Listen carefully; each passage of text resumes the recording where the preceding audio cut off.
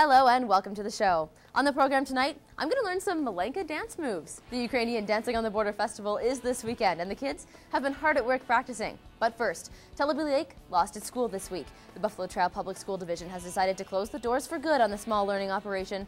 The school board chair takes his seat in studio right now on Around the Region. Later in the show, we head up to Cold Lake for another hard-hitting Evolution Fighting Championship event. All the action recapped coming up. Welcome to the show. Here with me in studio now is Darcy Eddleston. He is the board chairman for Buffalo Trail Public School Division. Thank you so much for coming in today, Darcy. Oh, thanks a lot. Now, I'm sad that you're coming in for this reason because it is sort of a sad decision and it's a hard decision. But Teleby Lake School has closed its doors, so June 30th, I guess, will be the last bell will ring. Correct? That's correct. At the March 16th board meeting, the decision was made to close the Teleby Lake School. And you're right, it's been a very tough decision for all the board and tough for the community and one we wished we didn't have to make, but the realities have brought us to that point. So tell me what happens sort of in the boardroom when this type of decision is on the table. Well, what happens, it actually starts a whole month prior.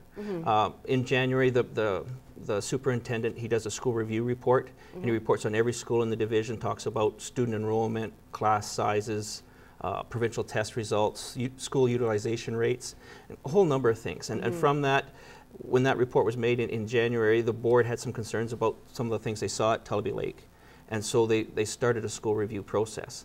Now some of those things, one of those things, I guess, enrollment is very low. And it's been declining over the past 3 years, correct? Yes. Give me numbers. I mean, how many kids were enrolled at Teleby Lake? At the start of this year, it started off at about 20 students. However, in January, it was down to 12 students. And why the decline there in the middle of the school year? It's a lot of those students have been from the Onion Lake Reserve and have gone back to the reserve. Oh, okay. And there's been a whole number of reasons. We've contacted, part of the process as we went through this was to contact those families and see why those students have gone back to Teleby Lake. And there's been several reasons why. They've decided to go, transportation being one of them. Okay. With Onion Lake being out of our jurisdiction, we cannot send a bus into Onion Lake to pick up students. They had to meet the bus en route. And some of them talked about that was a hardship for for them or their family members if they were working to get students to that bus. There was that. There was class size splits. There was a concern about the staff. There was concern about a number of issues. And so those are some of the things that went into why they left. Now what happens, I mean, I guess low enrollment equals sort of a projected deficit for you guys, right, for the coming year. What did that number look like? For next year, the deficit was going to be at $27,000. And, you know, that plays a part of it. You know, with the new budget that came out last month from the province, it had some grave financial burdens on the school board and the school division. And just if enrollment stays the same, we were looking at a $1.15 million deficit from last year or from this year to next year. And so having another school with another deficit, right, it played a part in the decision.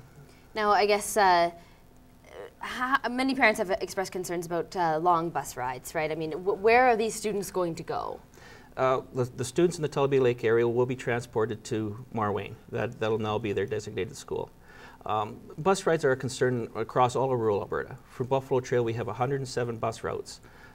Of those 107, 63 start at 7:40 a.m. or before. The board has a policy. We try to keep bus routes starting after 7:30. Okay. However, there are a few situations where we just cannot start later than 7:30. So it's a real struggle across all of rural Alberta.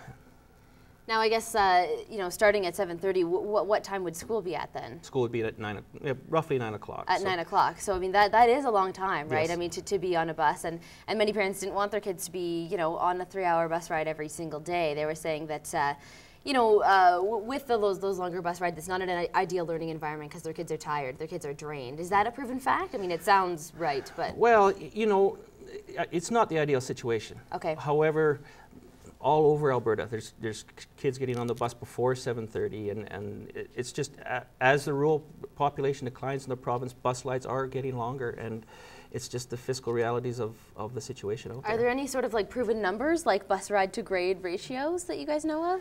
No, not that I know of. Okay. You know, but I agree. You know, putting young students on a bus that early in the morning is a challenge. Yeah. But that's the only option that we have. We're going to talk more about this Teleby Lake school closure just on the other side of this break.